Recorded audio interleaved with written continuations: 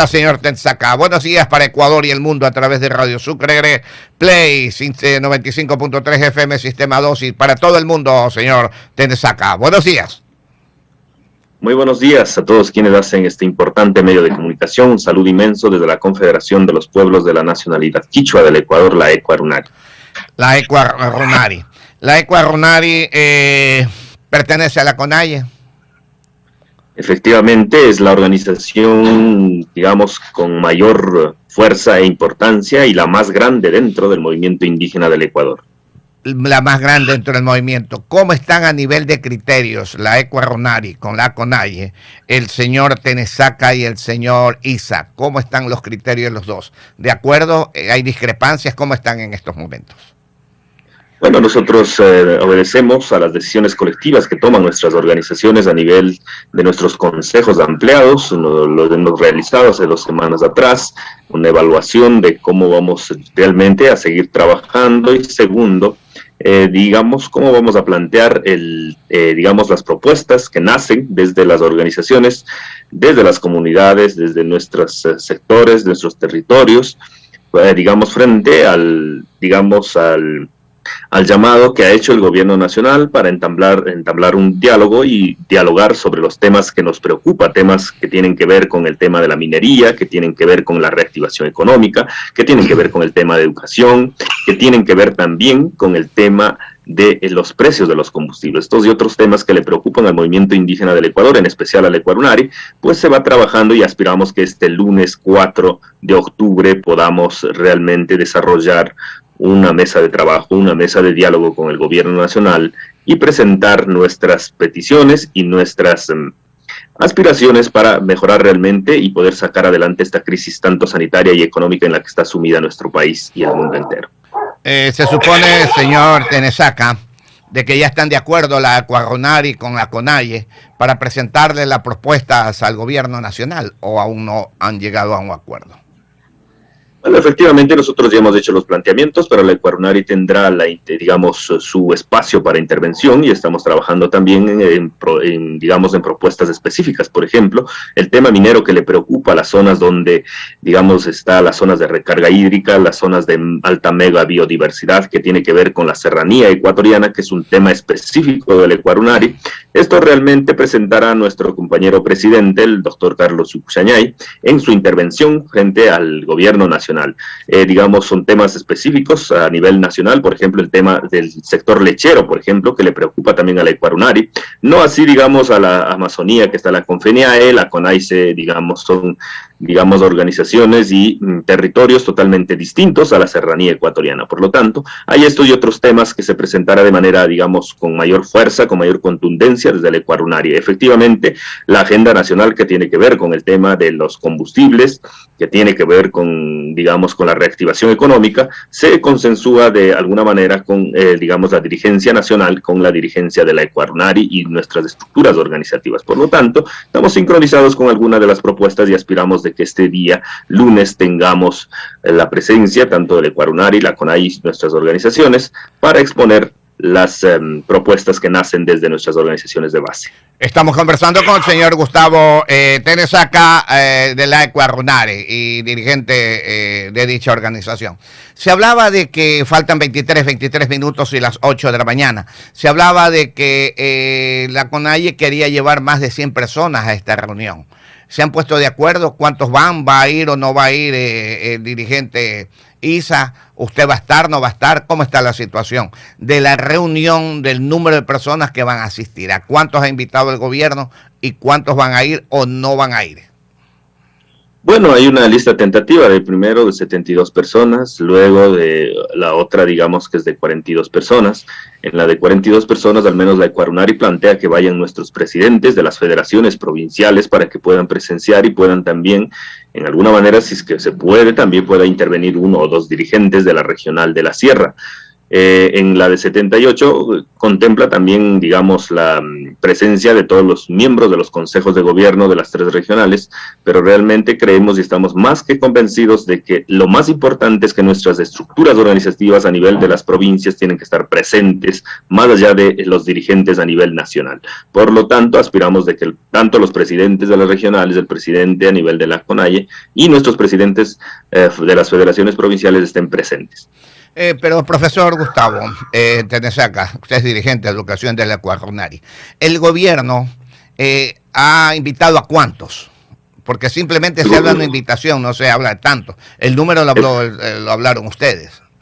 Sí, efectivamente nosotros conocemos de muy cerca de que hay 2 propuestas, ¿no? Bueno, al menos hemos participado desde la CONAIE. Como usted dice, el gobierno ha dejado, digamos, abierta esta reunión. Nosotros debemos responder responsablemente. Usted también conoce por los riesgos que tiene de contagios del COVID-19, al menos en este tipo de reuniones no se puede hacer aglomeraciones masivas. Por lo tanto, creemos y estamos convencidos de que se tiene que tomar responsablemente una decisión y aspiramos de que los presidentes de las federaciones provinciales, más nuestro presidente, se presente en este diálogo con el gobierno nacional. ¿Cuántos son 24 provincias?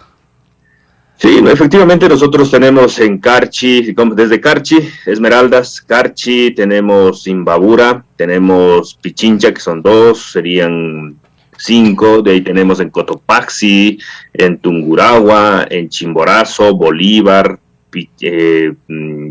Chimborazo, luego tenemos en Cañar, luego tenemos 3 en Azuay, como Ecuarunari. Más o menos unas 18 organizaciones estarían presentes, aparte del presidente. ¿Y cuántas tiene la CONAIE?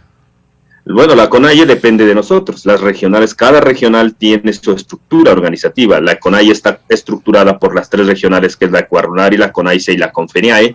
Cada una de nuestras estructuras organizativas tiene, digamos, su estructura a nivel territorial. Por eso decía, 18 organizaciones nuestras de la Ecuarunari, serán más allá de 20 organizaciones de la Amazonía ecuatoriana y algo de 7 u 8 organizaciones a nivel de la costa ecuatoriana. Por lo tanto, ese conglomerado se junta para hacer, digamos, esta gran delegación para que pueda participar en este diálogo frente al gobierno nacional. 20 minutos para las 8 de la mañana, 20 para las 8, 20 para las 8 con el señor Gustavo Tenesaca, dirigente de educación de la Ecuarunari.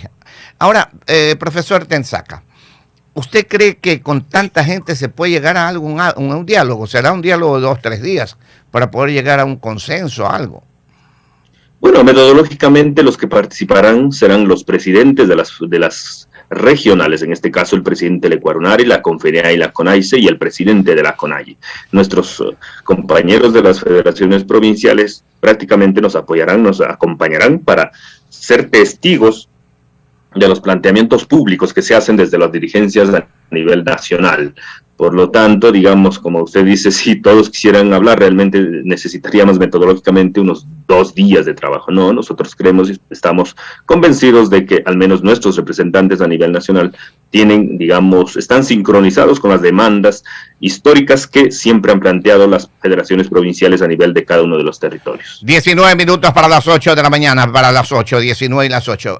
Profesor Tenesaca, hablando de minería, ¿cuál es el concepto exacto de ustedes de la minería? Usted conoce el tema minero, para nosotros es, digamos, un tema muy delicado. Usted conoce la mayor reserva de los minerales preciosos están en territorios indígenas, en las zonas de recarga hídrica, zonas de alta mega biodiversidad.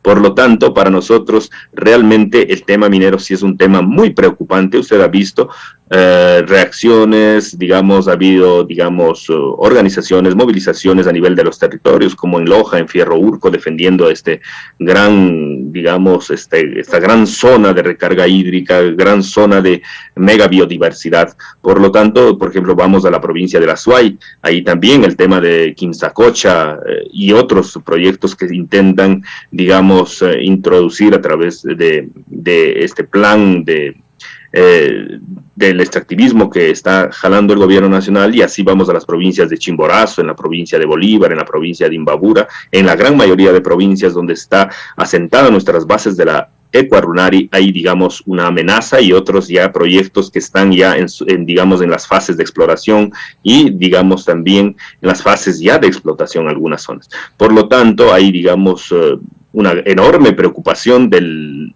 sector indígena, del sector campesino que está sentada en estas zonas y por lo tanto al menos nuestra posición siempre va a ser la defensa de la vida, la defensa del agua, la defensa de la madre tierra. En ese marco nosotros vamos a ser muy claros con el gobierno nacional, al menos que los pueblos indígenas estamos dispuestos a seguir resistiendo y cuidando esta gran... A ver, pero ¿cuál es la posición? ¿Explotar o no explotar o no dejar explotar las minas? Bueno, nosotros hemos sido claros, no vamos, nosotros al menos no creemos que es viable explotar, digamos, a cambio de exterminar con las fuentes de agua que alimentan, que dan, digamos, que calman la sed de los que vivimos más abajo de los páramos. O sea que definitivamente no explotación de minas. Efectivamente, siempre esa ha sido nuestra posición y la Ecuarunari siempre mantendrá... ¿No hay ninguna alternativa para explotar minas? No podemos encontrar ninguna alternativa. Nosotros hemos visto como en otros países como Canadá, como Chile, como el mismo la hermana República del Perú, como ha visto cómo se va exterminando las fuentes de agua, se va exterminando toda esta mega biodiversidad que existen en nuestros, digamos, en estos países y traer, digamos, esa desgracia a nuestras comunidades, a nuestros territorios, al país, realmente nos parece irresponsable. Y por lo tanto, nuestra postura siempre va a ser la defensa del agua, de la vida, de la tierra, como siempre la caracteriza. Ahí viene el versus, mi querido profesor, 16 para las 8, profesor Gustavo Tenesaca. Viene viene la otra parte de la medalla. Esa es una parte de la medalla entre los que ustedes dicen. Pero viene la otra parte. La situación económica del país que necesita eso. ¿Qué hacer? Bueno, frente a la crisis económica nosotros hemos sido claros. Recordará que sin el sector indígena, sin el sector campesino, que no ha parado durante la pandemia y durante digamos, toda la vida para producir el campo, para dar de comer al campo y la ciudad, no estuviéramos realmente el país en las condiciones que estamos. Por lo tanto, creemos que hay que hacer justicia a estos territorios, que hay que activar el turismo, que hay que activar realmente otros sectores estratégicos, hay que activar realmente también el trabajo, digamos, entre los sectores comunitarios, los sectores empresariales, realmente cuidando la vida, porque mire, mañana más tarde, digamos, nosotros hemos visto, por ejemplo, en la Amazonía, el tema petrolero no le ha traído ningún progreso a nuestras comunidades indígenas. Peor aún ahora con la amenaza de la minería a nuestras comunidades, nosotros vemos, al menos con mucho, digamos, con mucha duda, y no estamos convencidos de que el desarrollo nace de la explotación minera, nace de exterminar toda forma de vida en las fuentes de agua, en los páramos, en nuestras zonas de gran mega biodiversidad. Realmente no creemos que por ahí es el camino. El otro camino, el gobierno nacional lo sabe muy claro. Hay que trabajar en el tema de aplicar impuestos a los que más tienen, apoyar a los que menos tienen. Nosotros hemos sido de esa tesis, ¿no? Realmente ir haciendo justicia social a nivel de la sociedad. Una pregunta, mi querido profesor Tenesaca, esto es importantísimo, 14 minutos para las 8 de la mañana. ¿Cuáles son los que más tienen y quiénes son los que menos tienen? Porque ¿cuál es la definición exacta del que más tiene y del que menos tiene? ¿Cuál es, para ustedes, cuál es el que más tiene y el que menos tiene? Los que más tienen los grandes grupos de poder económico. Usted puede revisar el rating de la... A ver, piano. ¿Y esos grandes grupos de poder económicos cuántos son en el país? Bueno, usted, por ejemplo, puede... claramente conocemos el grupo Novis, el grupo Favorita. ¿Cuántos son? Efectivamente, alrededor de... Nosotros hemos visto, por ejemplo, digamos, una lista, por ejemplo, cuando saca vistazo cuáles son los grupos de mayor importancia. Más allá de unos 50 grupos económicos. ¿Usted cree que esos 50 grupos económicos pueden mantener un país? La pregunta es sencilla. Nosotros no decimos que mantenga estos grupos económicos, sino que haga justicia, por ejemplo, pero aunque que se termine la evasión. Por ejemplo, eso está, por ejemplo, en la nueva ley, que los que más tienen paguen, ¿no es cierto? Paguen más, correcto. Pero ¿qué ocurre? Que ahora se va a cobrar a los que ganan más de $2,000, $137 mensuales, me parece que es, ¿no es cierto? Ellos están clasificados como los que más tienen. Efectivamente, no se puede decir a nuestros hermanos y hermanas que tienen, digamos, de clase media, que tienen una vida, digamos, de una u otra manera, digamos, una vida un poco más acomodada, no se puede clasificarles a ellos como los que más tienen. Lógico, realmente. totalmente de acuerdo. Sabiendo que los grandes grupos de poder económico al año se llevan, o sea, evaden más de miles de millones de dólares en impuestos, por ejemplo. A ver, una cuestión es evasión, otra cosa es clavar de impuestos.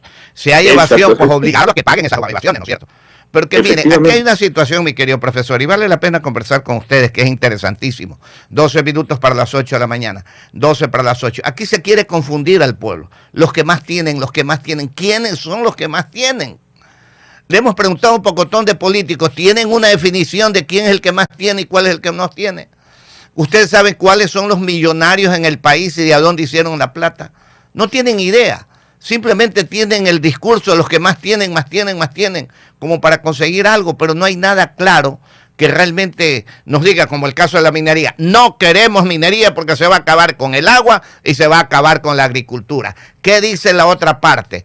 La minería puede evitar lo que ellos piensan de que se va a acabar el agua y se va a acabar la agricultura. Ellos tendrán que sacar su esquema de que las cosas no son así. Y pues dan ejemplo también Chile, que tiene tantos años en minería y ya debería haberse acabado ese país, no económicamente, sino debería estar sin agua y debería estar sin agricultura, y sin embargo sigue. Perú de igual forma. ¿Cuáles son las alternativas de lado y lado? Entonces, lo mismo ocurre acá con los que más tienen. ¿Quiénes son los que más tienen y los que no tienen? Ahora, millonario es el que gana $2,000, el que gana $3,000. Y usted sabe que eso es ni siquiera clase media en un momento. Entonces, esas son las definiciones que queremos escuchar y nadie nos las dice. Así como la minería que usted le ha dicho clara.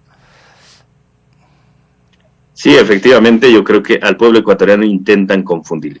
No podemos confundir a los que realmente tienen una vida, digamos, digna por su esfuerzo, por su sacrificio, y, digamos, tienen un salario justo también, ¿no? Y no se puede confundir y dejar de lado, por ejemplo, a los grandes grupos de poder económico que evaden cientos o miles de millones de dólares evadiendo. Esa realmente, lógico. Eso se necesita corregir desde el gobierno nacional. Totalmente. Se necesita ser rigurosos en dar seguimiento y en la recaudación de los tributos, que realmente los empresarios tienen que ser responsables con el pueblo ecuatoriano. Y por lo tanto no creemos que aquí hay una persecución de los que menos tienen a los que más tienen, no. Tenemos que ser capaces de poder convivir en un mundo donde todos y todas seamos responsables y seamos honestos. No se caiga en la evasión, no se caiga en, digamos, en afectar los derechos y vulnerar los derechos del pueblo ecuatoriano a través de todas estas artimañas de, digamos, de esconder realmente las utilidades inmensas que tienen estas grandes empresas a nivel nacional. Es que hasta allá vamos. Por ejemplo, en la Sierra, 9 minutos para las 8 de la mañana con el señor Gustavo Teresaca, director de la Eucado Ronari. Mire, ustedes en la Sierra, conocemos personalmente a personas que comenzaron con una vaquita, pues ahora tienen 100, 200, 300 vacas. ¿Sí o no? El ganado. Y lo mismo han comenzado con un pequeño terruño y ahora tienen haciendas desde hace muchos años, a punta de su esfuerzo sin robarle a nadie. ¿Por qué a esa gente acabar con más impuestos? Que paguen lo que tienen que pagar, ¿no? Efectivamente, el esfuerzo que hace cada ciudadano por salir adelante realmente es plausible y hay que felicitar. Y realmente yo por eso decía, no podemos digamos, categorizarles a los que hacen ese gran esfuerzo, al pequeño y mediano empresario, por ejemplo, que todos los días que son los que más generan inclusive empleo. Sí, señor. Recordará que no son las grandes transnacionales, las empresas transnacionales las que más generan empleo, sino es las pequeñas iniciativas locales, quienes tienen 2, 3, 4 empleados a nivel de sus iniciativas económicas. A ellos hay que ayudarles, hay que impulsar, por ejemplo, el crédito al 1% a los 30, digamos, a 30 años plazo. Nosotros creemos que se debe efectivizar esta oferta de campaña. Lógico. Y poder reactivar la economía a nivel del país. Nosotros al menos creemos y estamos convencidos de que se tiene que hacer. El movimiento indígena no es un movimiento, digamos, no el sector indígena, no es que, digamos, estamos como en el 90. Recordará que el sector indígena ha crecido, ha avanzado, tiene, digamos, iniciativas económicas interesantes. Por ejemplo, en la ciudad de Guayaquil usted puede ver los negocios de los indígenas de Chimborazo, por ejemplo, en toda la, digamos, en todas las zonas, en todas las los barrios de Guayaquil haciendo actividad económica. Hay que impulsar estas iniciativas, hay que impulsar también la agricultura, por ejemplo. Si mañana nos quedamos sin la capacidad productiva como la hermana República de Venezuela, usted va a ver a nuestros hermanos ecuatorianos deambulando en los otros países, porque no tienen la capacidad productiva que nosotros tenemos. Por lo tanto, hay que apostar por el agro, hay que apostar por el turismo, hay que apostar realmente por la industrialización de la materia prima que producen nuestros campos. Por lo tanto, al menos creemos nosotros y estamos convencidos de que hay que dar este salto importante para mejorar la economía. Ha llegado algo, mi querido señor Tenesaca, profesor. Aquí en Guayaquil conocemos millonarios que vinieron de la sierra con una mano adelante y otra atrás. Los años 50, los años 60, los años 70, los 80 y hasta los 90. Y vaya a ver ahora en qué condiciones están económicas, porque han trabajado y siguen trabajando. Conocemos de personas que comenzaron en una carretilla vendiendo verduras, después compraron un triciclo y después se compraron una tiendita y después se compraron el edificio y después compraron el edificio de atrás enorme. Y tienen terrenos por todos lados y construcciones de la sierra, señor. Entonces, ¿por qué tenemos que aquí satanizar al que más tiene? ¿Por qué? Si el que más tiene está bien que lo ha hecho trabajando, no robándole al Estado, pues, como muchos millonarios que hace 10 años, ahora son multimillonarios o más de 10 años, y son multimillonarios y no tenían a dónde caer muertos. ¿Y por qué satanizar a esas personas que aquí, como decimos nosotros vulgarmente, discúlpenos, se han sacado el aire para estar donde están? ¿Por qué hay que satanizarlos? ¿Por qué hay que cobrarles más? Etcétera, que paguen lo que tienen que pagar. Ahora, con todo este marco, mi querido profesor Tenesaca, ¿cómo ve usted la mega ley del gobierno que está en la Asamblea? Bueno, eso hay que analizarlo responsablemente, ¿no? Hay, digamos, al menos el tema de la vulneración de los derechos de los trabajadores, que ha sido uno de los puntos más criticados, más reaccionarios de los sectores, al menos de los sindicatos, y eso tendrán que realmente cada gremio, al menos pronunciarse de manera responsable. Nosotros el día de mañana vamos a reunirnos para analizar con mucha responsabilidad el tema de esta propuesta, de esta nueva ley llamada Creando Oportunidades. Hay que hacerlo de manera responsable, un análisis, por lo tanto. Y lo otro que entendemos también que necesitamos realmente, urgentemente, dar respuestas a esta crisis económica, tanto el Poder Legislativo, el Poder Ejecutivo y la ciudadanía a nivel del país. Por lo tanto, creemos que es necesario una mesa de trabajo entre todos para consolidar una propuesta donde beneficie a la gran mayoría del pueblo ecuatoriano. Ok, mi querido profesor, le agradecemos inmensamente. Realmente nosotros vemos desde el punto de vista empresarial y de trabajo que hay cosas muy buenas y creemos que entre las buenas y las malas más porcentaje tiene bueno que de malo. Y si hay algo de malo, lo que hay que tratar de modificar y que realmente encaje para estar el uno y el otro de acuerdo y que el país vaya adelante. Por ejemplo, no es posible que se exija a un pequeño empresario que tiene 3, 4 vaquitas, comienza a trabajar y necesita a alguien que le ayude a ordeñar la vaca por una situación, 2 horas al día, que tiene que tenerlo 8 horas diarias haciendo qué lo demás. Entonces todas esas cosas tienen que cambiar. ¿Cuánto no hemos visto sufrir a nuestros hijos que salen del colegio, de la universidad, prácticamente humillándonos para tratarles de conseguir trabajo a los muchachos? Que eso significa el 70% de los ecuatorianos hoy por hoy. La ley tiene que cambiar definitivamente. Tiene que ir dentro de la época moderna que estamos viviendo, que es muy diferente a los años 1800, mi querido profesor. Sí, efectivamente nosotros, por ejemplo, yo le pongo un ejemplo. Hay muchos hermanos y hermanas, por ejemplo, con unas 5 o 6 vaquitas, que aquí se practica. Yo no voy a ser mentiroso ni voy a tapar nada. Así por ejemplo, es. como usted decía, por ejemplo, se contrata por ordeño, por ejemplo. Así es. Entonces, son lógicas que existen en nuestras comunidades. Pero lógico. Existen lógicas, ¿no? Y yo creo que por eso decía, hay que levantar un gran debate a nivel nacional. No podemos polarizar al país. Tenemos que realmente ser capaces de sentarnos entre todos, empresarios, microempresarios, indígenas, no indígenas, trabajadores, obreros, el gobierno nacional, la Asamblea Nacional, para sacar adelante una propuesta que pueda realmente beneficiar al pueblo ecuatoriano.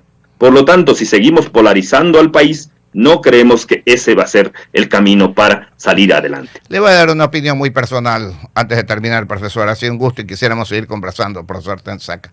3 minutos para las 8 de la mañana. Nosotros, por ejemplo, personalmente no estamos de acuerdo con esa palabrita indígena. ¿Por qué indígena? Serranos, son de la sierra. ¿Por qué indígenas, indígenas, indígenas, indígenas? Es medio despectivo, perdóneme. Eso tiene que acabarse y por constitución eso es un mandato. ¿Qué indígena? Aquí en la costa somos cholos. Allá son serranos. Acá somos costeños allá. ¿Por qué indígenas? Eso tiene que acabarse. Y ustedes mismos dicen indígenas, indígenas. ¿Por qué? Son serranos. Discúlpenme, profesor, pero es una opinión muy personal. No, es una opinión válida, realmente es una visión regionalista y eso es válido, ¿no? Realmente nosotros al menos creemos y estamos convencidos de que este término sí se tiene que retirar desde nuestro propio discurso, de nuestra propia retórica. Totalmente de acuerdo. Bueno, creemos eso y porque primero somos ecuatorianos entre todos. Sí, y todas. señor. ¿Por qué indígenas? Así es, no podemos. Mil disculpas a nuestra audiencia y a ustedes. Gracias por la corrección y aspiramos de que podamos seguir realmente construyendo este país. No, y hay que cambiarlo. Eso hay que cambiar. En las nuevas leyes, la mega ley, que cambien. Nada, aquí no existe la palabra indígenas. Aquí hay serranos, costeños, cholos, mestizos. Esos somos los ecuatorianos. Sangre pura. ¿Sabe quiénes son los únicos de sangre pura aquí, mi querido profesor? Ustedes. Ustedes. La convierten en mestizo cuando se meten con otro mestizo. Pero mientras tanto, los que han nacido en la sierra y son padres y madres por tiempo, es la única sangre pura que tenemos aquí en el Ecuador. No hay otra sangre que los demás, todos somos mestizos, mi querido profesor. Es una gran verdad. Así es, efectivamente. Una alegría compartir con ustedes. Gracias. Muchas gracias, profesor, y pórtese bien. El profesor Gustavo Tenesaca, de la Ecuarunari.